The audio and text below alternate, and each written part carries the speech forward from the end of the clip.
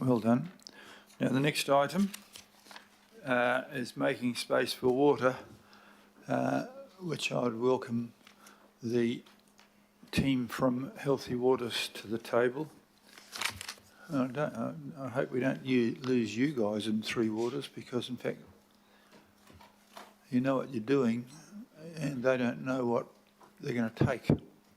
And Matt's joining us here as well from the recovery team. I'll hand it over to you, Craig McElroy and Nick Vigor.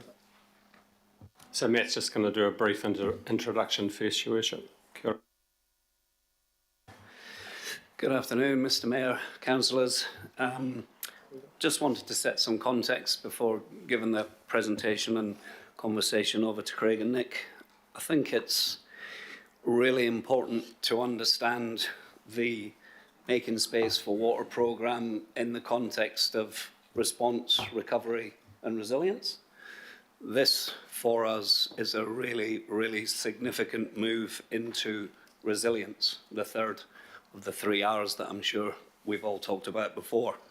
It's a really large, significant resilience project. Short and long-term initiatives, big and small initiatives, right across the whole spectrum of what Healthy Waters does. Important to note as well, I think, that it builds upon lots of things that have been done previously, lots of engineering interventions in particular that have been done previously. I'm thinking about Twin Streams, for example, and some of the work that's been done at Mount Roskill in partnership with Gang Order. You'll have seen the pictures of stuff flooding in a controlled way.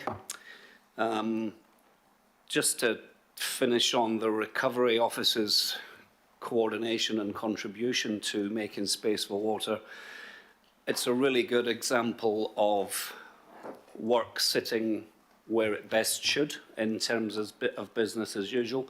I think the Recovery Office's contribution here will be heavily around consultation and resources for consultation and community consultation, but we've no need to build a team of people in the Recovery Office to do this work. It's being done and will be done by Craig and the existing BAU team. And that's the point, right? The Recovery Office isn't here to add people and build resources that exist elsewhere in the organisation. Craig? Thanks, Matt. And Nick, Head of Planning, and myself will just do a bit of a tag team presentation, and then obviously we'll have lots of questions. So just obviously focusing on some of the points that Matt's just made. We know that our recent investments have worked well, and here's the example that Matt referred to, Freeland Reserve in Mount Roskill, the day of the storm and 4 days later, and you wouldn't even know that the storm had actually occurred. So that's what a good outcome looks like. So when we're talking about blue-green projects, this is our benchmark for what a good blue-green project looks like.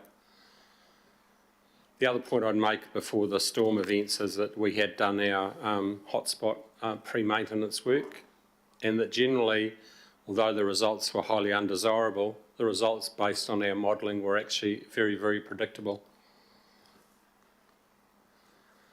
On the left-hand side, I've just got a heat map of the placards. Well, effectively, it forms a heat map. These are the placards for both late January and early February events.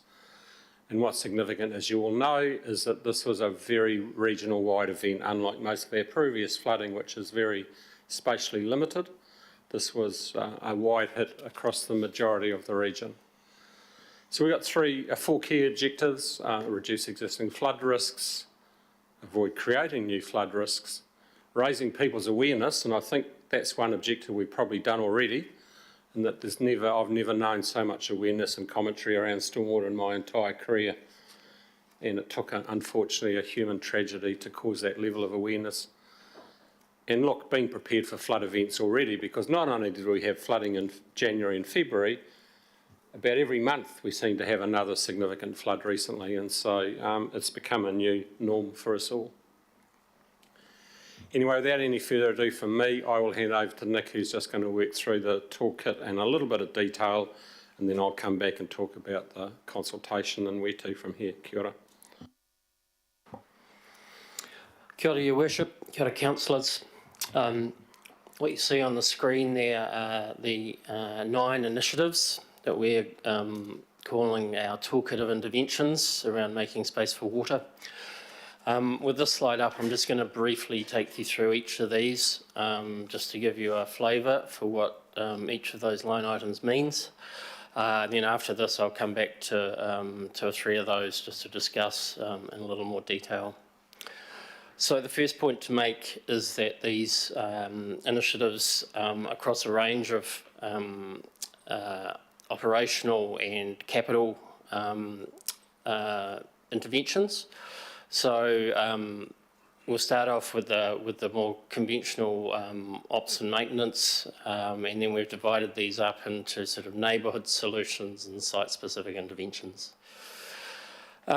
Firstly, in terms of increased maintenance, there have been calls from, I think, the community generally for better preparedness for these events. And so what we're proposing is a criticality-based approach where we go in not to all catchments but to at-risk flood catchments and have an increased maintenance regime in place, and that means maintenance around catch pits and road maintenance generally. It also means maintenance around streams. I point out we've been doing a lot of work around streams in an operational sense recently. And I point out that this also falls into an area where we have to work with private property owners. So we're trying to toe that line between lowering risk for particular communities and intervening where we need to, and giving good advice and support for communities to look after their own streams. And that's a little bit further down in the community-led flood resilience and stream rehab. Flood intelligence, the second item there, is really about using some of our existing tools to get our community better prepared. We know that whatever we do on the back of this event, we're going to have a significant number of people who remain at risk and communities that remain at risk. We've been doing a lot of work in recent years from an operational perspective in terms of operationalising weather data and flow data through our ops teams.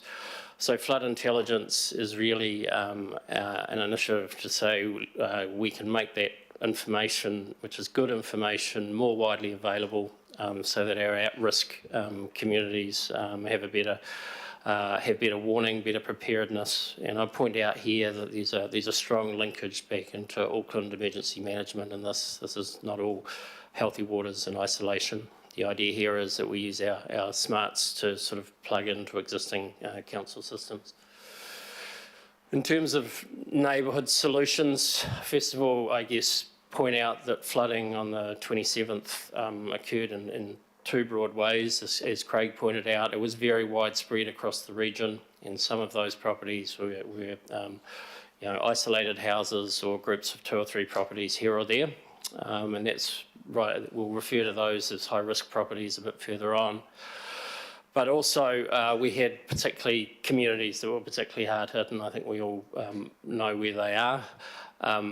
So we've looked at a range of initiatives around those particularly vulnerable communities, and these are solutions around, first of all, flood resilience. I think no matter where we get to in terms of blue-green networks and houses being removed from risk, there will be a significant number of houses that remain at risk.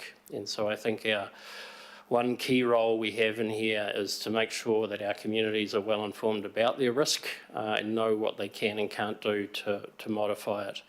So community-led flood resilience is really where we see going to work with these vulnerable communities that have been particularly hard hit, to help them all. Most of them will still be there down the track, and so people need to understand what their risk is and what levers they can pull to change that. I previously mentioned stream rehabilitation. We see this as needing a sort of a community-led approach as well. We find when we go into communities, there are already community groups who take great interest in their streams and what's going on here, so we're not trying to reinvent the wheel here. we'd like to work with some of those groups a little better, enable them to get on with what they already do, and to work in with them from a perspective of our operations. Very quickly, rural settlements is a line item that we see to deal with parts of the Auckland region that flooded that don't have conventional urban infrastructure. I'm thinking of places like Waiheke or Piha, which don't have the normal sort of curb and channel and pipe network. Some of those places had significant issues, and they have their own set of solutions, which I'd suggest are more operational than most of the solutions. There's also a strong connection there. A lot of those communities rely on roadside table drains, so there's a big connection to Auckland Transport in that item.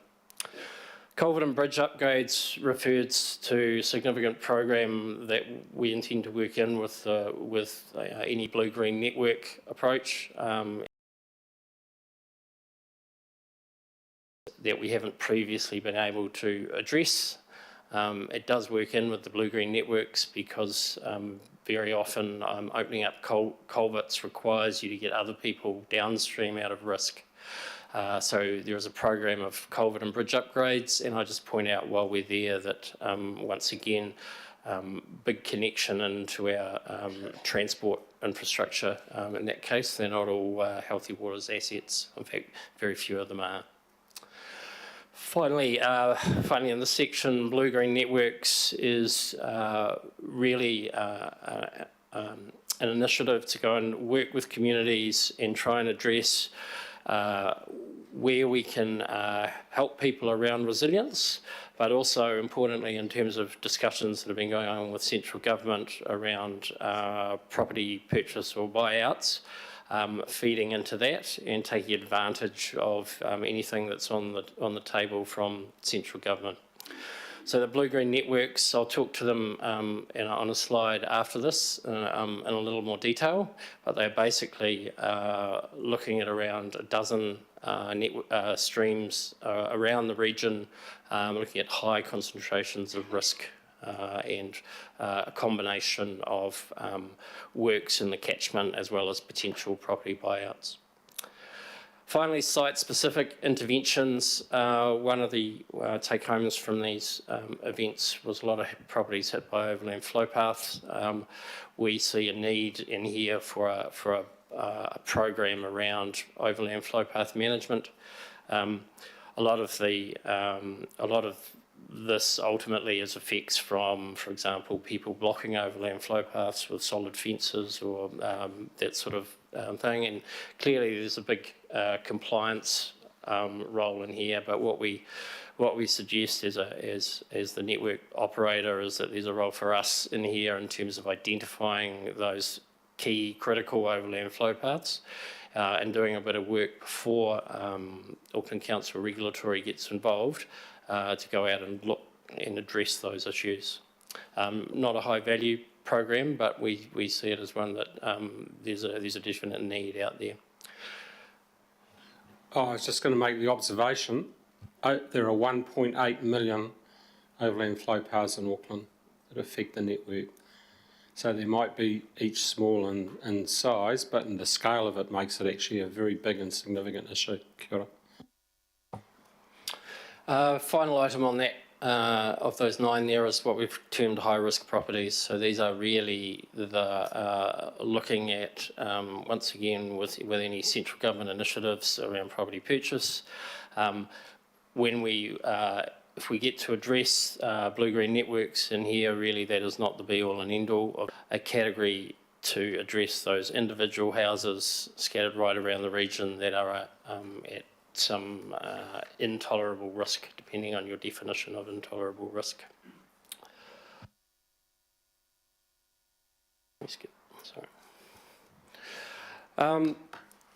So I'll talk first of all about blue-green networks because I think that's something that people and communities are particularly interested in. I'm not going to identify the particular ones in this case other than to say it's at least a dozen watercourses around Auckland. These are significant clusters of risk in some situations, and they're clusters of risk that we've been aware of for long periods of time. They're also clusters of risk that can't be addressed in general with infrastructure solutions, or at least not solely with infrastructure solutions. And so the opportunity here, if there is one around being able to purchase properties, is that we can then use that space that we create to reduce the risk for others. And I think that's one of the nice synergies in this program generally. I point out that we actually have some good experience around sort of similar projects. The picture you see there is Te Awanga, which was obviously a project on public land at the time. But we also have projects, historical projects like Twin Streams, which have already removed significant numbers of properties from risk around the region. So these blue-green networks projects are really building on experiences of that and looking to take those benefits a bit wider around the region. So final bullet points there. I know it's capital intensive. There's some big numbers in here, and they are subject to central government funding and policy decisions around buyback. The point I'd make to councillors here is that the scale of the capital will scale broadly with that of the buyback. So there is, if we remove properties and have associated streamworks that require capital, those opportunities only exist if we have, or those opportunities are more significant if we have a more significant buyback program. And so the nature of the capital investment will scale with scale of any buyback scheme. Thanks, Craig. Whatever happens in a retreat and buyback space, there are certainly many things we need to get involved with, and I think we need to focus with everyone. You know, any buyback that's on the table, very small.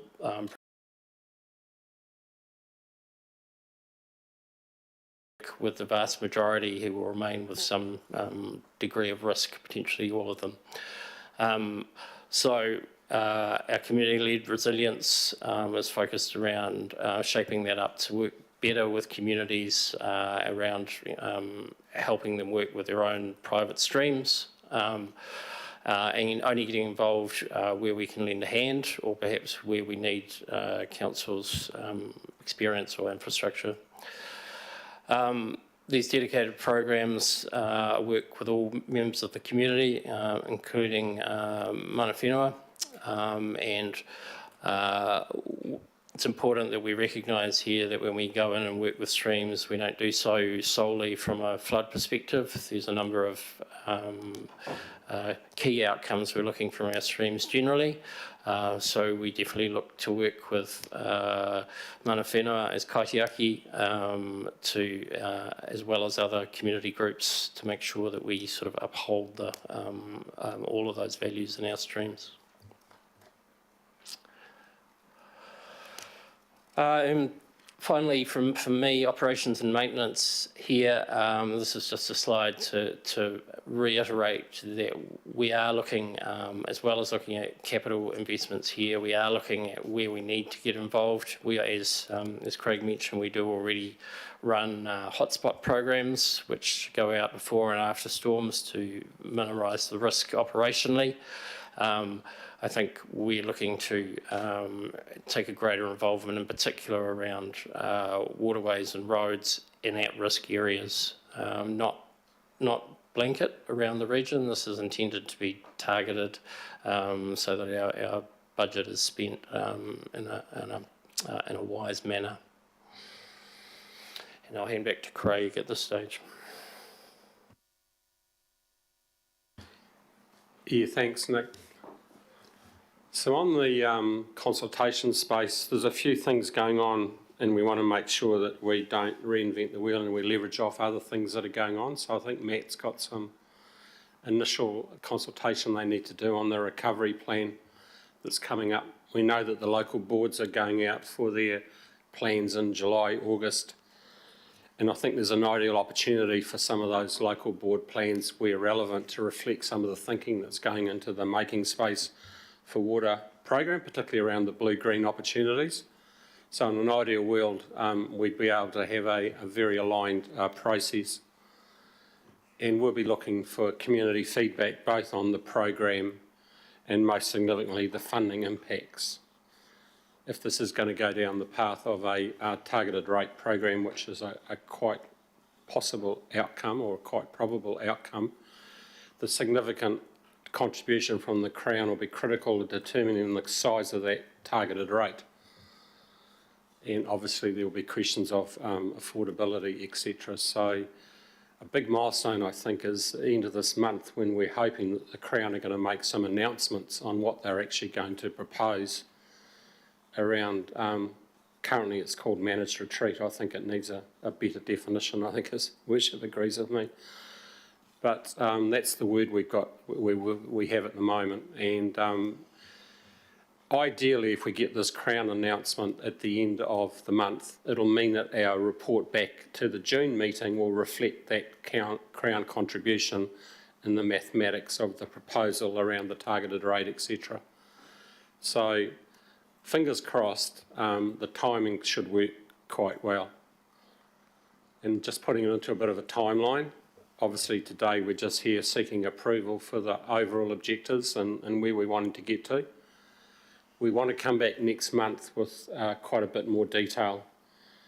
We want to talk broadly about the geographies that, without getting down to specific property details, we'd like to identify the broad geographies where we see these new blue-green networks being developed.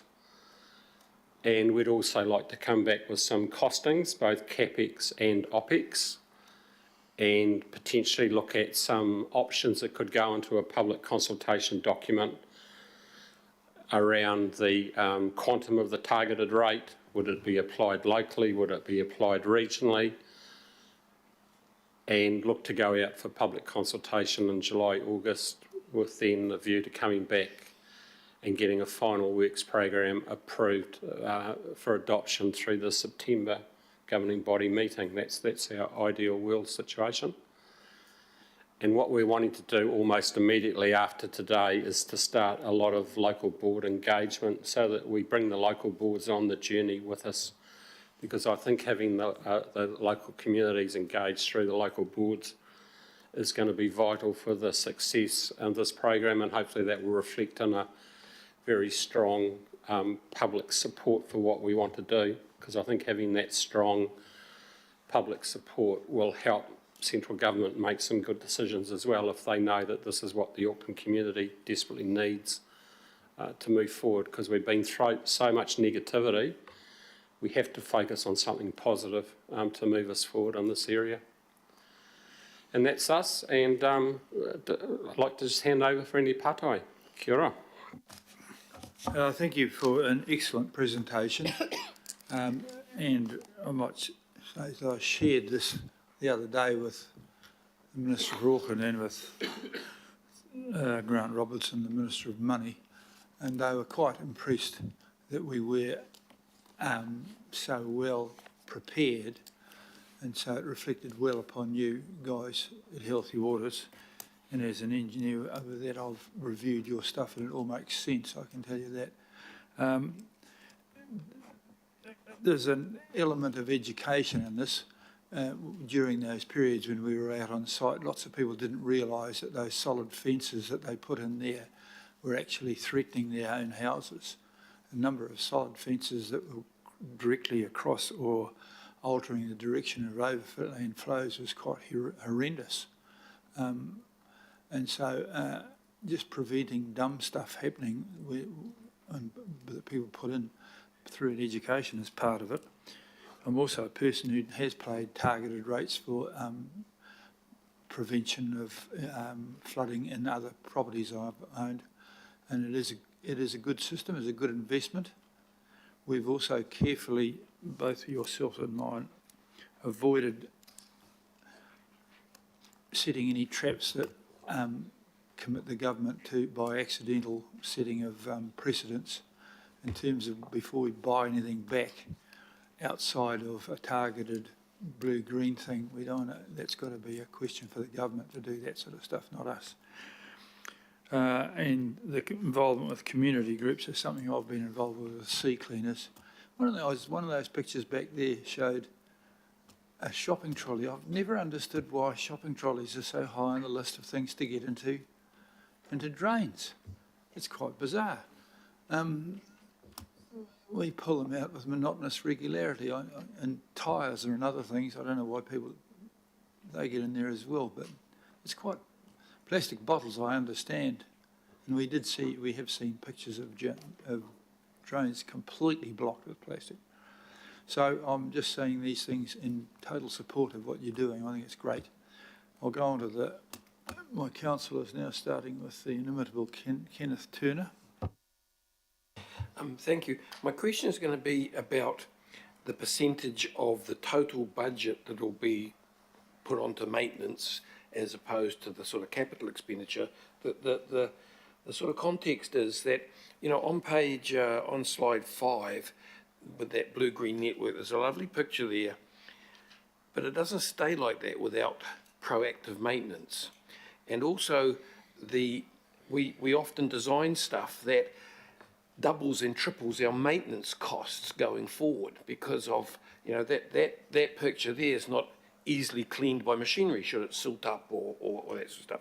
And that goes on to the drains, which we fill with gabion rock, you know what I mean? It works for a time, but then when it gets filled, you can't clean that with a digger anymore without taking all the rocks and stuff out as well. So I just, so that and also working with the community, that they actually are looking for people to come in to do the big work with machinery that they don't have. So I'm just asking kind of where you see that split. So look, at a very global level, without getting into the details of the numbers, we're looking at like an 80-20 split CapEx and OpEx. And so 20% of the program would be OpEx, which we're talking about still a very, very significant number. And it would dwarf our current operational budgets in this space. Kia ora. Thank you. Councillor Ferry, please. Thank you. And as you know, it's a very big area of interest for me. I just wanted to acknowledge your work so far, which I think has been really excellent. Really pleased to see the mention there of local board involvement. I think that's going to be absolutely key.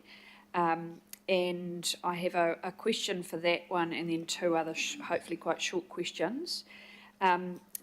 What are we sort of thinking, and this is probably a question more in Matt's space, around the community resilience opportunities here as we roll out this kind of work?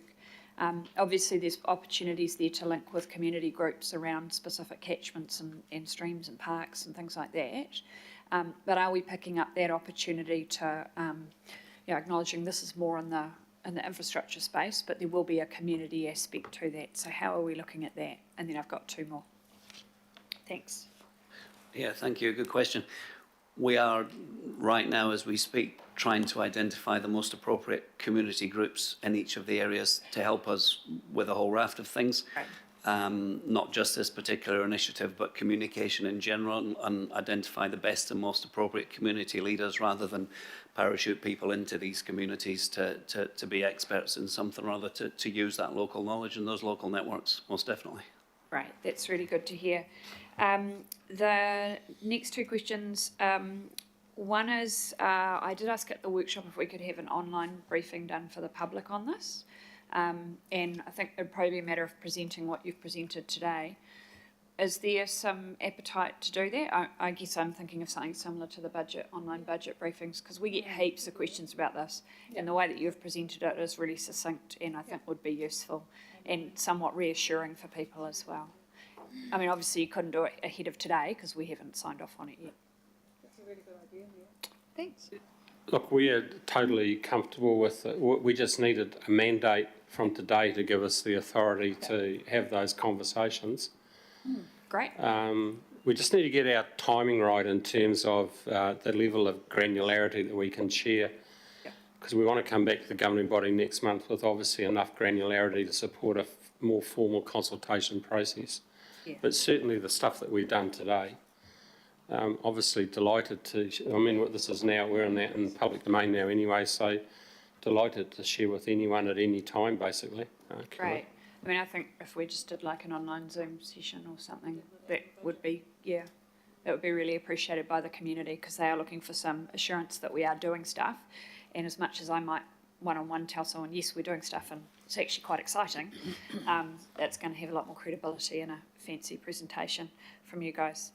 And the final question was, some of this is going to be around discussions with developers, and you mentioned the work with Kāinga Ora around the Freeland Reserve work.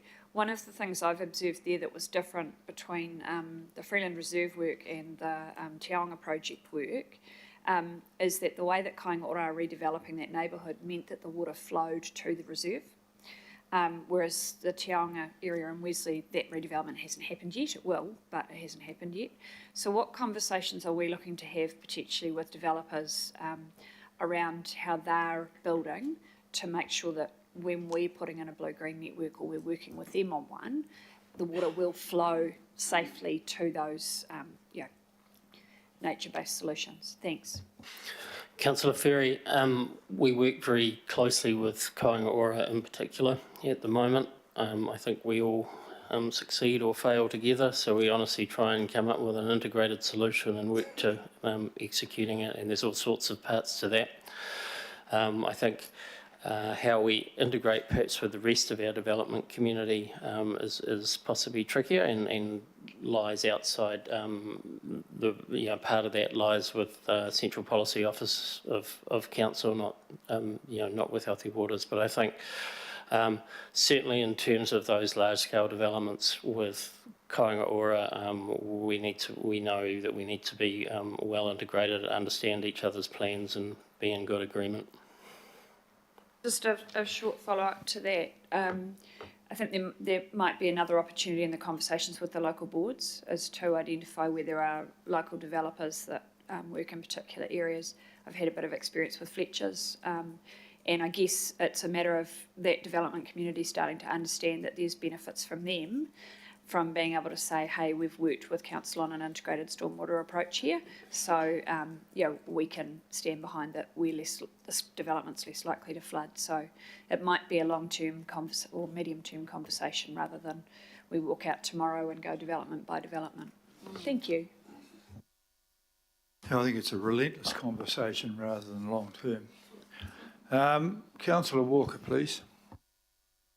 Got a few questions and commendations first on the Healthy Waters team for the assistance that they're giving. I've certainly enjoyed that, Nick and Craig and team. So I don't think we've had this workshopped previously, or if we have, I'm mistaken. Yeah, we have. We had a workshop on the 1st of May on this, Okay. this whole topic. Not to this degree of detail, though. I think you've fleshed it out here, haven't you? No, we actually went through quite a bit of detail. Okay, so I've got a couple of questions, and they go to initiatives. One is around the imperative to make sure in our planning and consenting that we're not letting stuff through, both at a small level and a large level. That is an absolute imperative. I just put that up as an initiative. And there are matters that go to, the RMA around the lack of consideration of cumulative effects, which considerably impacts stormwater. That's one thing.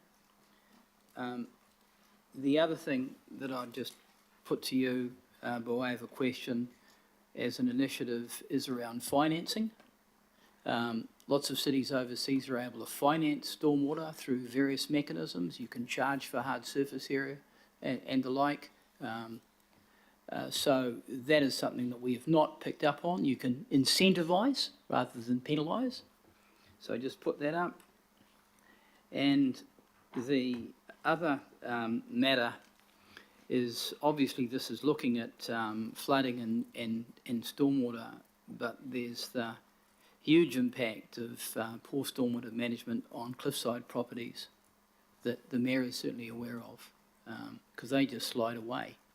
So I don't know whether that's something specific that gets picked up on, because we're looking at stream rehabilitation and lots of other stuff, but that's really important.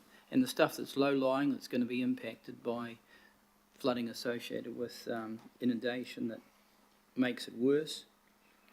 And the last question I've got just goes to how you put this out there, and if it's possible to put it out there in a way that lots of ordinary people can understand it really easily in terms of what it actually looks like to them, because my observation is that this issue is affecting a lot of people, but especially it's affecting people in low-lying areas where often the housing's not so expensive and they may not have access to some of the things that you need sometimes, like lawyers and the like, to get results. So a few suggestions by way of questions there. Thanks.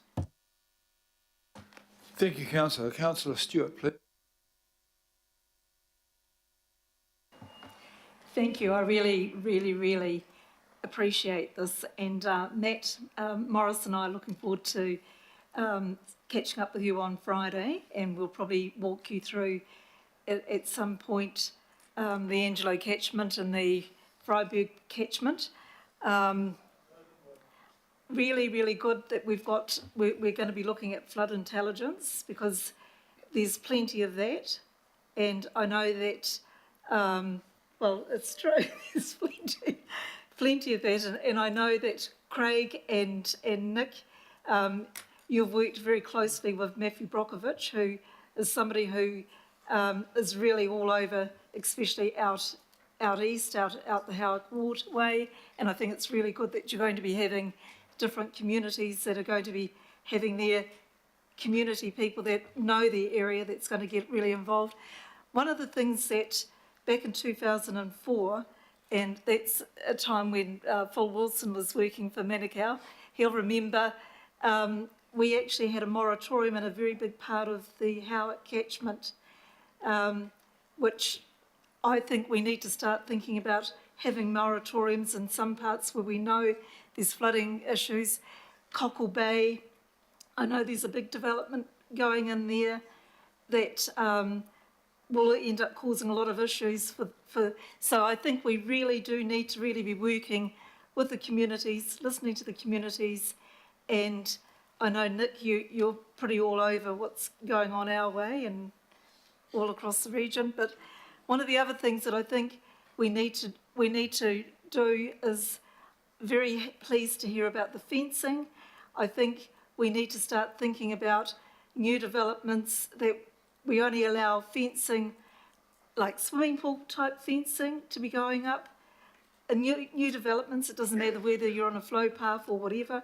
I think that's something we need to start looking at. It's something we were doing at one stage in Manukau when we were first developing Flatbush. So, yeah. So thank you very much, and looking forward to working with you.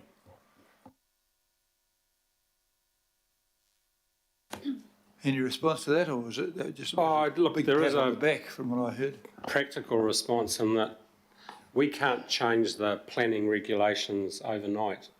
And my understanding at the moment, if someone puts an application in, it has to be considered in the light of the current rules. Now, the rules are going to have to be changed because the stormwater standards we currently have in place are no longer fit for purpose. And so we do have a challenge right now with how we look at our current rules of engagement through the unitary plan, etc., because changing that's not an easy process. But we also don't want to be creating more problems. One of the slides we had up was reducing future risk. So I'm not a legal authority in this area, but there needs to be, hopefully through government legislation, some ability to make some very pragmatic changes to the rules before we just get ourselves into more strife. And I think that's where a close association with central government around, if they want to do it, they can actually move legislation very, very quickly. And my concern is that we will just create more and more problem areas by building in areas that should not be built on. Kia ora. I didn't agree with that. What about our engineering standards? Because they also were designed for a period when we weren't in anticipation. So a lot of our pipe sizes are just basically wrong. So all these things are going to have to change. And one of the big challenges we've got is change to what?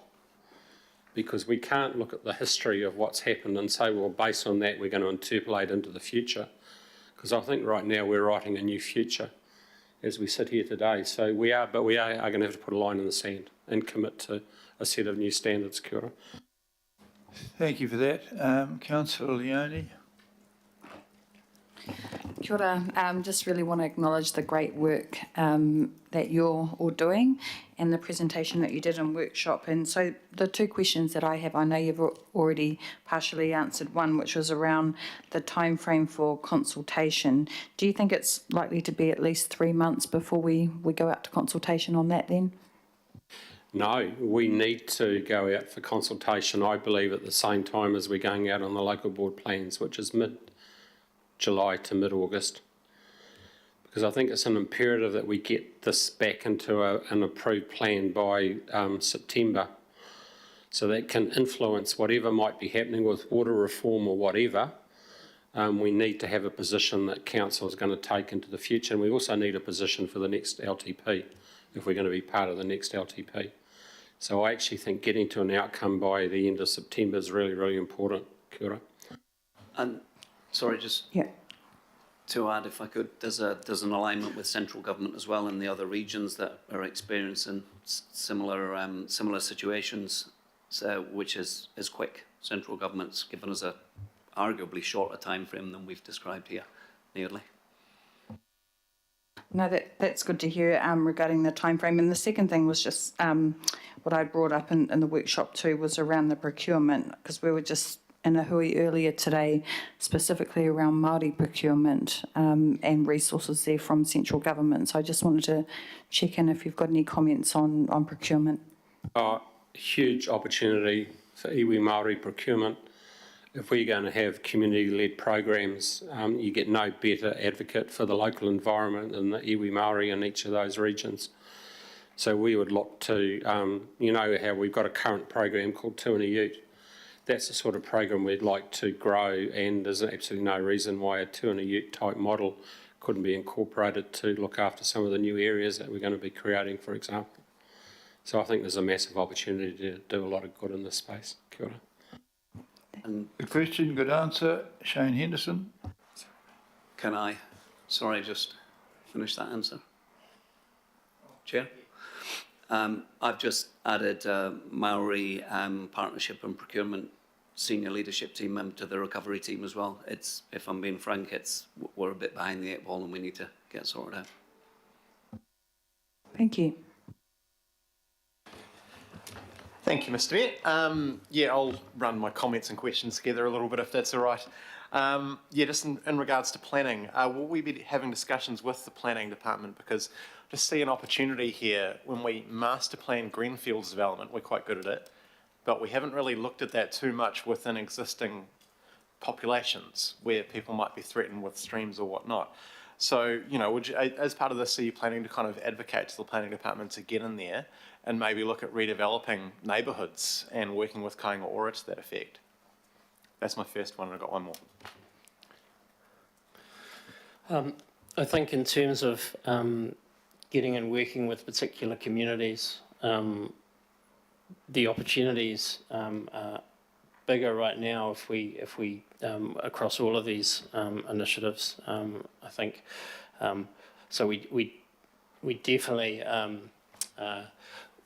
I said, work with KO. I think how we work with some of these other and incorporate other developers. The question's already come up before. I think that's possibly the more difficult one, that we're not, our existing relationships are not quite so mature.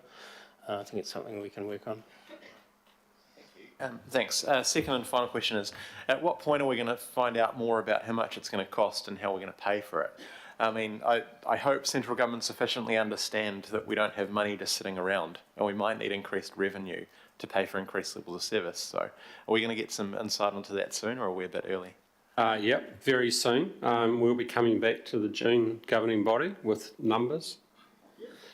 And that means, of course, bearing in mind that the agenda closes soon, we're going to be working on it, I can assure you, when I leave this meeting. We've already started work on the next report, because that's when you're going to see a lot more detail. Kia ora. You shouldn't for a moment think that I didn't meet the Minister of Finance without raising that. Councillor Darby, please. Your Worship, I think in response to the planning issues, Megan Tyler would like to add some comments as well. Kia ora. Okay, just hold off there, Councillor Darby, for a second. There is actually an amendment floating around, which is likely to land, which and also adds in the need to involve the planning sector. And I was also going to add in that at least that you guys talk to the Insurance Council, because they are also a source of funds and a party that's got a part to play in this, and will have quite an impact in terms of the decision making between ourselves, yourselves, and the government over who gets cover later on. So there are other parties. I mean, it's very commendable what you're doing, and it gets bigger and harder as you talk it on. But thank you. Megan, would you like to just add to that a little bit? Kia ora, Mr. Chair, thank you. Just wanted to just confirm there's been a few questions about what kind of conversations going to be had about changes to the unitary plan or to stop development in certain areas. That's exactly what we're going to come back to you shortly through the Planning, Environment and Parks Committee, so Councillor Hill's and Dalton's committee, where we will talk to you about changes that may be required through the unitary plan. And Craig has mentioned his view that rules need to be changed, but that's ultimately your decision. You'll need to understand what the implications of that is. So we are going to be taking that through with you, and I just wanted to confirm that. Thanks very much. Could I, if I may, just round out the conversation about the Insurance Council as well? We did, in fact, have chief executives and the Insurance Council in the office just last week.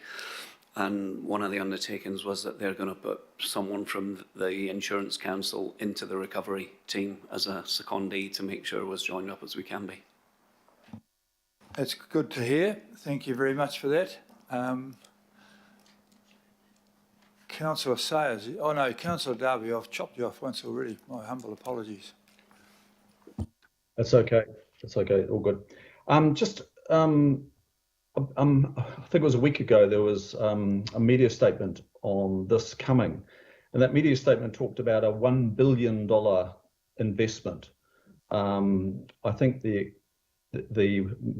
indicative cost of $1 billion over 6 years was mentioned. Then it went on to say that we'd be doing 30 years of work in 6. I just want to know where the 1 billion came from. It's not mentioned in this report, but costings are yet to be undertaken. How did this grandiose headline turn up? That's my first question.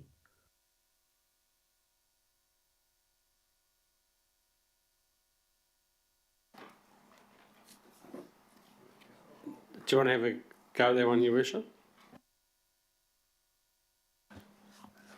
I think there was kind of lots of statements about $1 billion coming out right at the time from the government about the costs down in the Hawke's Bay, and there were some very early sort of wild guesses, but it's attention grabbing, and it may not be accurate, but it was quite clear to point out that that was an approximate figure that was given out there, and it was a pick up from some very, very early guesstimates from.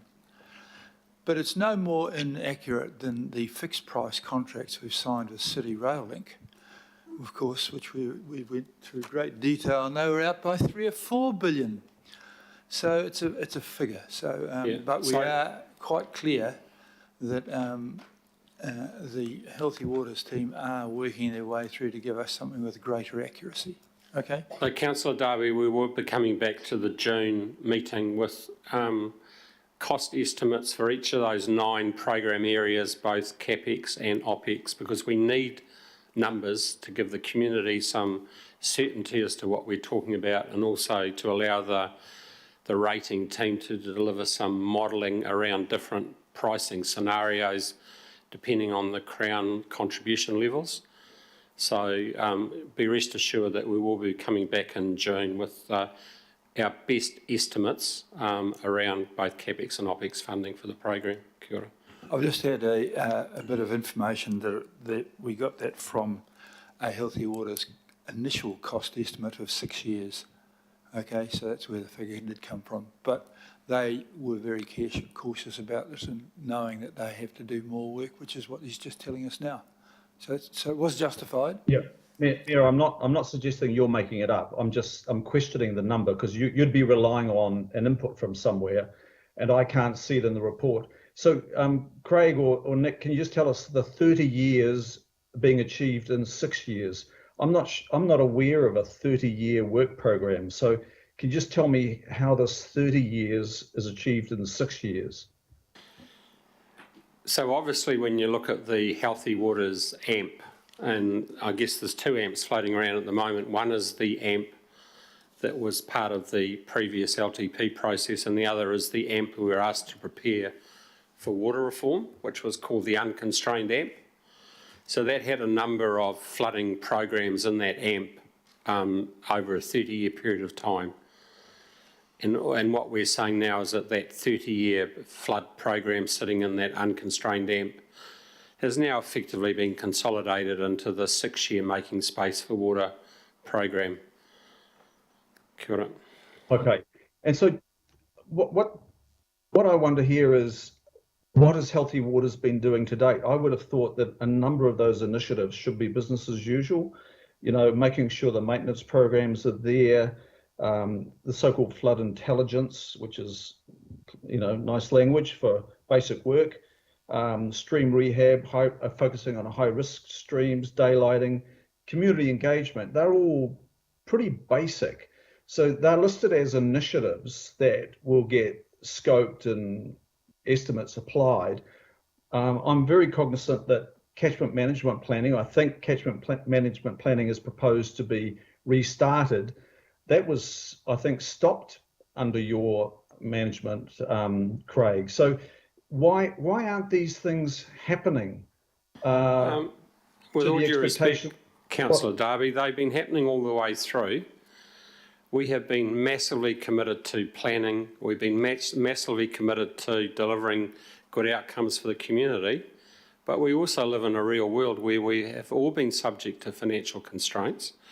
I've advocated as eloquently as I can for the councillors would have heard me arguing for larger budgets to do work.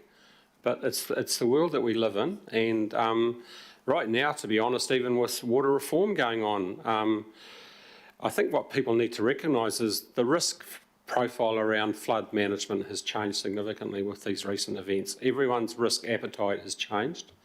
We probably underestimated the risk with the benefit of hindsight with where we are today, which is why we're going through what I'd call a reprioritisation program, looking at elevating flood to the, it's always been the #1 risk, but putting more resources into it. But we've always taken our planning seriously. We've always done stream rehabilitation. We've done blue-green projects. I think we've got a track record that I will stand behind as pretty darn good.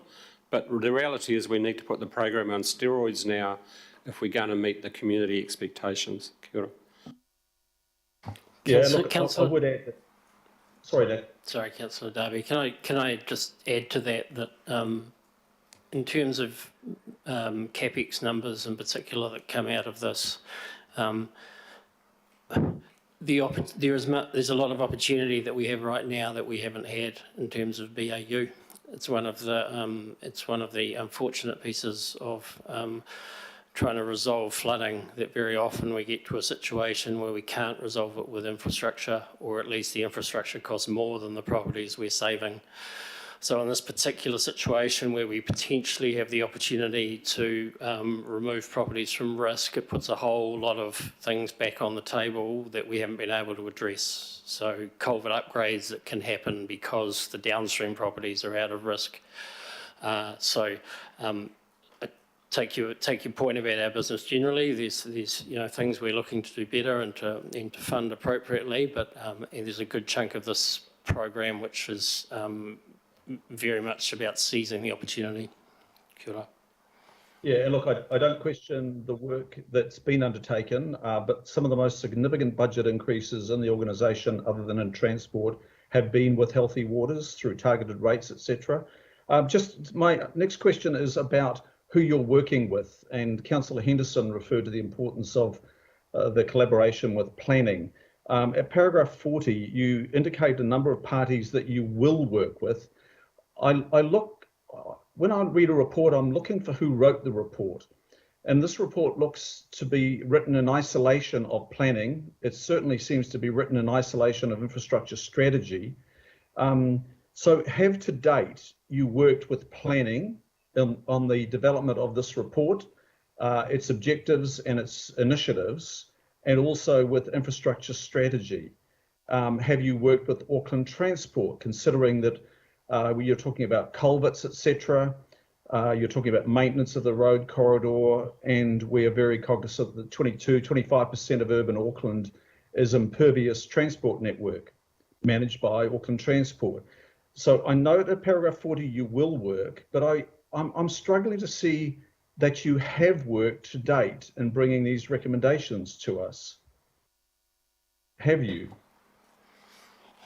Councillor Darby, I think first of all, in terms of the Central Policy Office, there's a lot of communications back and forward. It's our role in here, I feel, to give them good technical advice for them to go through their process. And so certainly at an officer level, my staff have been talking with staff in the CPO, and I think that's a very important linkage. It's not our role as network operator to step in and make those sort of decisions, but we try and feed the best technical information into that discussion.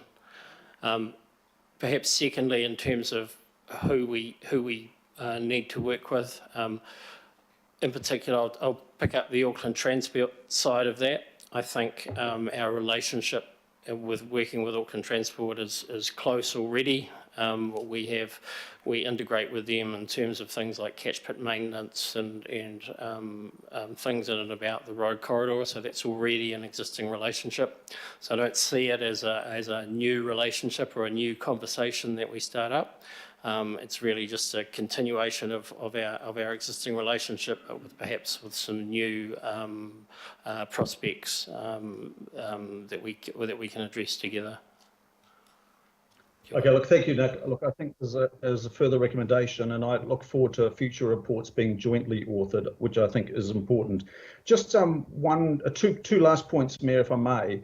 Just on property acquisition, that is mentioned there. I know Healthy Waters has been pretty enthusiastic about property acquisition in the past. In fact, I think there was a situation in Piha where the governing body resolved not to acquire properties, and properties were acquired. There is risk there. There's also possibly a question of liability. So can you just outline the circumstances in which you're looking at property acquisition? I think, Mayor, in your statement of last week, you stressed that and I think it was very deliberate of you, Mayor, it was very conditional that property acquisition needed to have a much wider community benefit rather than a private benefit, which I thought was important. Can you just expand on this question of property acquisition? And lastly, the question of liability is not mentioned in the report, and I thought that is an important thing to canvass. Thank you. So on the property acquisition, the Cyclone Task Force has come out with a risk rating category 1, 2 and 3. And category 3 under the Cyclone Recovery Task Force rating is called unfixable. And all of the properties that we are proposing to be acquired come under the category 3 unfixable category. So that's a ruling that's been determined by the Crown, and that's the one that we've been asked to work to, and that's the one they've shared with the Insurance Council as well. So that's how we're going about our risk rating, and because our modelling is of such high quality, with all due respect, we can actually be very confident that we have a robust risk rating for all of the properties in Auckland that have been impacted, which should make the Crown decision around taking the lead around managed retreat a lot easier because it's based around good water science. Kia ora. And the question of liability? Well, if the Crown is going to be taking the lead around acquisition, I would have thought the liability then would sit with the Crown. We're not proposing that council acquires property as part of this project. We are proposing that the Crown will take the lead around property acquisition. Yeah, look, probably I'll leave it there, Mayor, but I'm actually referring to a broader question of liability. Look, I can't continue to explore that now. Thanks, Mayor. Good effort all the same. Councillor Sayers, please. Yeah, thank you, Mr. Chair.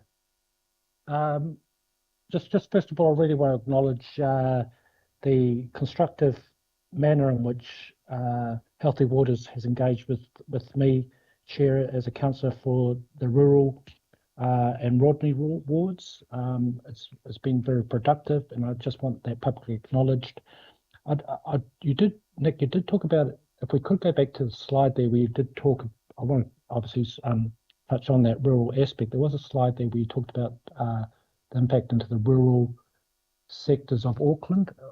Were you able to bring that up? I just wanted to delve into that a little bit more, because I think it's important for all the councillors to kind of fully understand the importance of the work you're doing there in terms of the three harbours, Manukau, Kaipara and the Waitemata Harbour, and keeping them free of sedimentation, and the work we're trying to do environmentally as an entire group.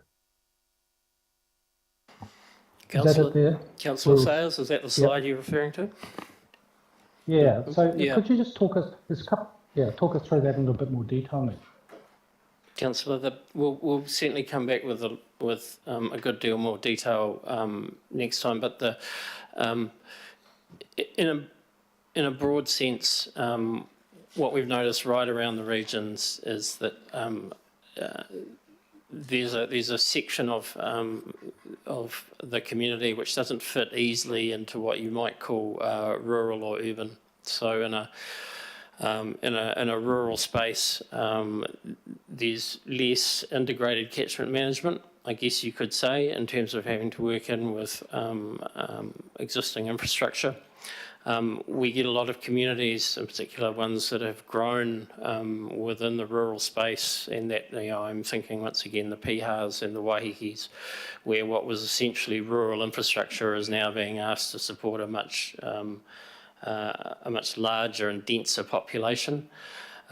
We see this raises a number of problems. It's very difficult to migrate a community, any of these communities, from their existing infrastructure to a sort of an urban approach.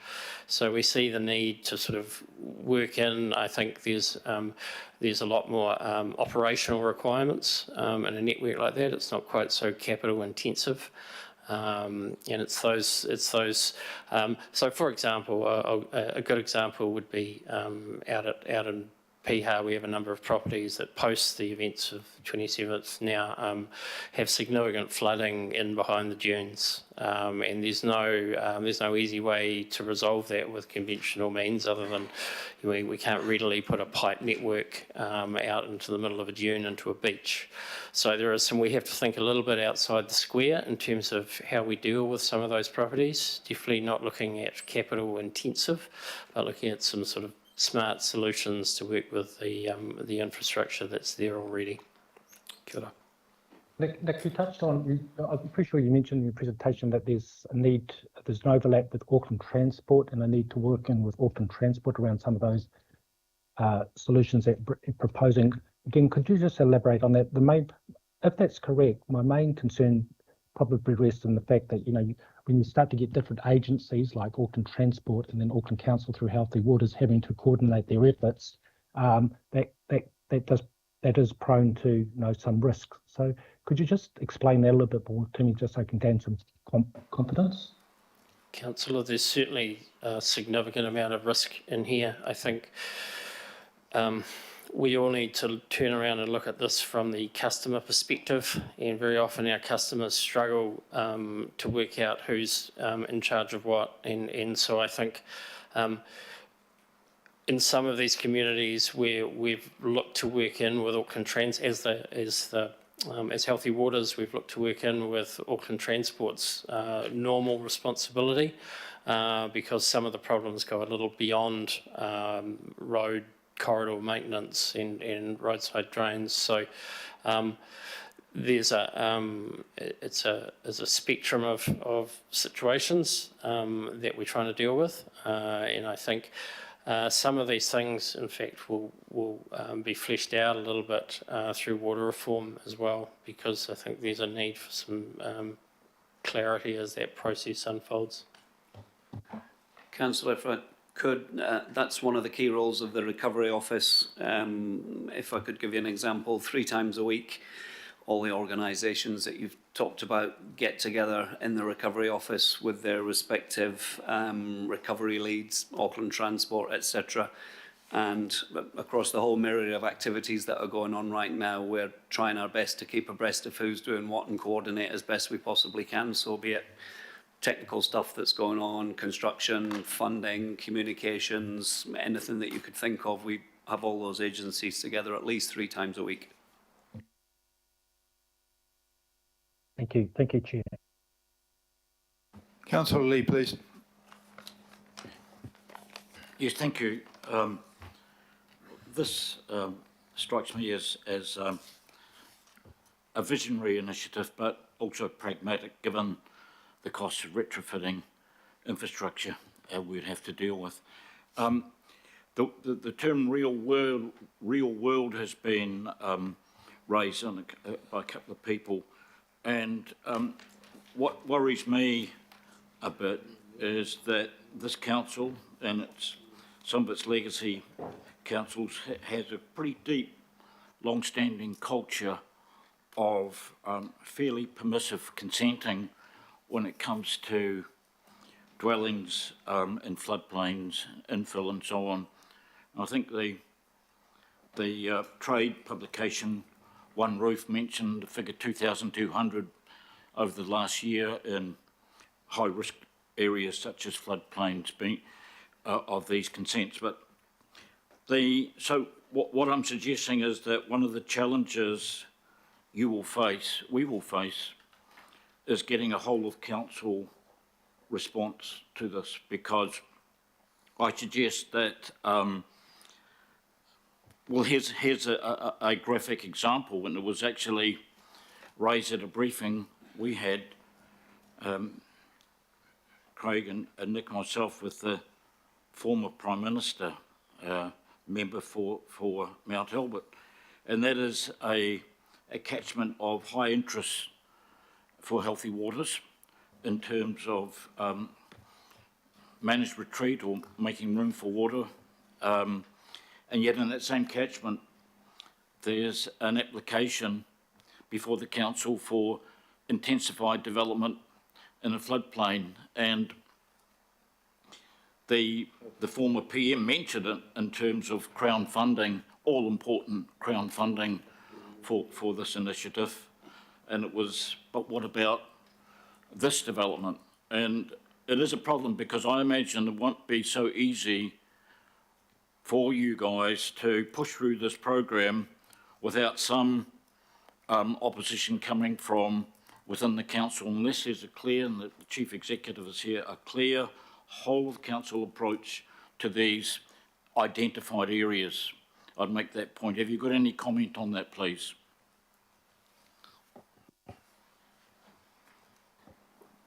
I think Councillor Lee, I don't know if Megan's still online, but she's probably more appropriate to answer that question around the proposed development. I think it's in the Greyland area, isn't it? Yeah. Megan? Sackville Street. Craig, I am here. Thanks, Councillor Lee. I don't have a specific response to that particular development, but I do know the one you're talking about. I think more broadly, though, my comment or response would be that not all floodplains are created equal, and everything here, that much of what we do in life, but certainly in terms of regulation, is around risk tolerance and risk appetite. And if, as a council, our risk tolerance has changed to development in floodplains or areas like that, then we regulate that through the unitary plan, and to a different extent the Building Act, which of course is government legislation, as you know. But that means then that we would be working through changing the unitary plan to pull back from development in certain areas, or to change the engineering standards or certain requirements when you are, for example, putting in a certain kind of floodplain. So that really does fall to the council for your decisions, but we need to provide you advice on that. But and Craig and Nick know this better than I, but yeah, not all floodplains are created equal, and the risk of developing in them is different depending on the areas involved. Hope that's helpful. Sure, I'm talking about the same area as Healthy Waters are actually prioritising, so it's all in the same catchment. It won't be easy, and I think changing the unitary plan may be just as hard as getting the funding support for this initiative, but I would say that it's timely, it's pragmatic, and I believe it's visionary. Thank you. So do I. Councillor Philippina, please. Kia ora, Your Worship. Thank you so much, and a tēnā koutou katoa to Craig and to the team. Craig, I wanted to find out what process is available for getting compensation back from developers who end up putting all their crap and blocks our stormwater drains, as what's happened in Coronation Road over the last 3 weeks or so. And just wanted to acknowledge your help in the initial one, Craig, and also to Doug Pirini, the Southern contact. So what process, because I know they had, I think they emptied out some of the drains that were available, and it was about 2 tonne of rubbish that came from the developers. So what process is there for us to invoice them for work that they should be doing, please?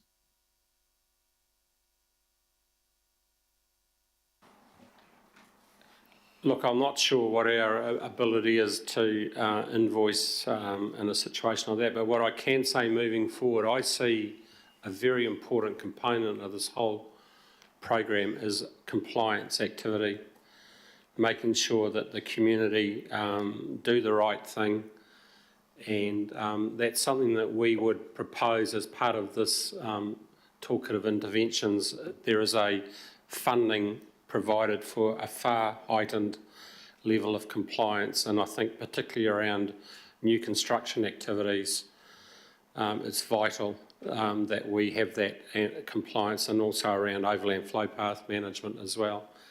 These are probably areas that have had not really sufficient compliance attention in the past, and I'm sure that's also an area that's been factored into the other budgetary considerations for this next year's annual plan around some of this activity as well.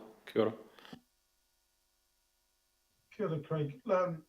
Your Worship, just one more. I just wanted to see whether Jim, our CEO, or even could let Craig know in regards to the consenting, because surely there must be a process in place or put in place to get compensation for something that we're doing, because it saves our houses getting flooded in certain streets, but the responsibility for getting all that rubbish in was that of the developers, especially the one in Coronation Road. So hopefully Jim, Craig might be, not Craig from Resource, might be able to sort of be brought into the conversation. Thank you, Your Worship.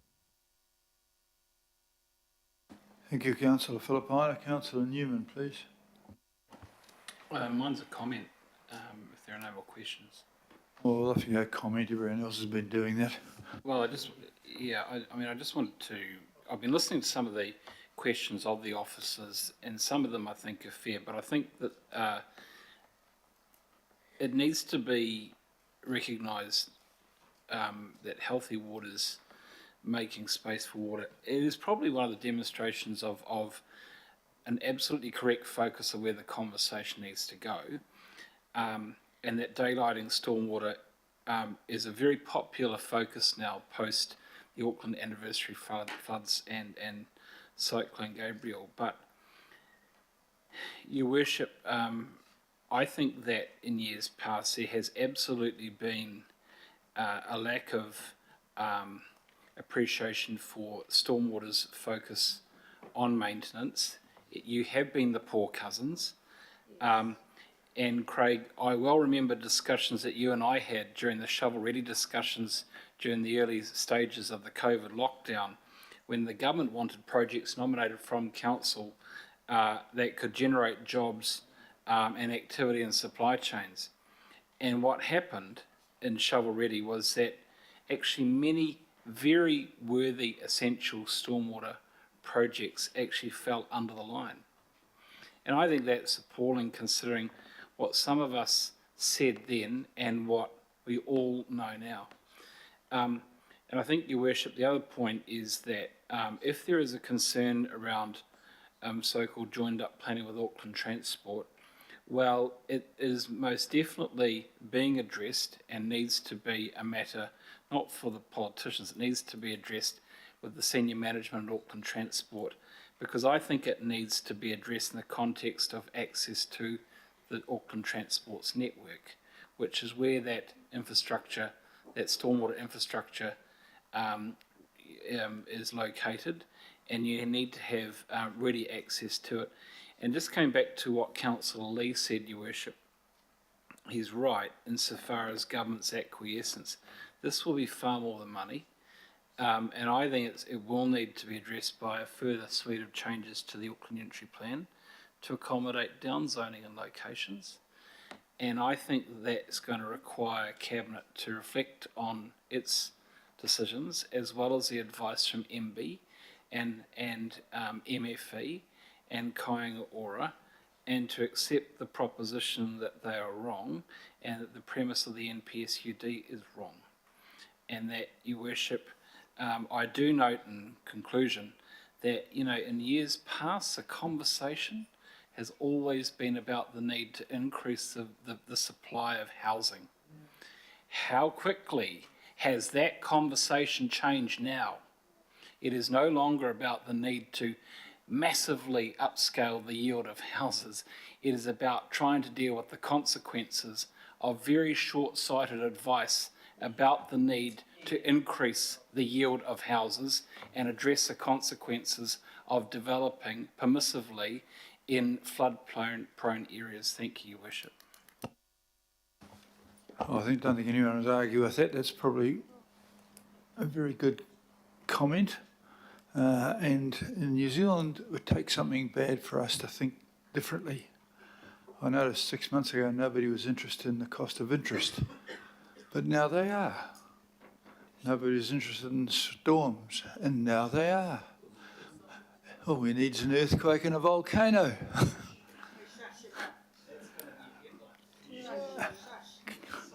Councillor Simpson would like to hopefully move this. And yeah, I'm very happy to move this, Your Worship, and speak in support of the team, and thank you very much for your work. And I think what it's doing is it's proving to Aucklanders that we are doing something, and doing something as fast as we can.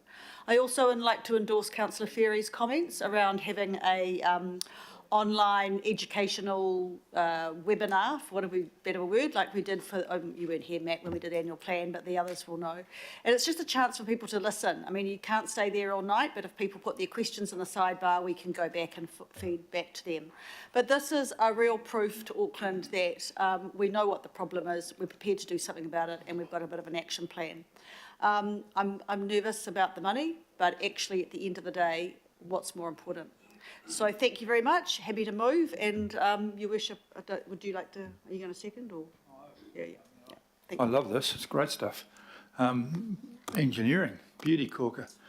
Councillor Ferry, and then Councillor Darby wants to make a comment as opposed to a question, or a question as opposed to a comment. I can't tell the difference.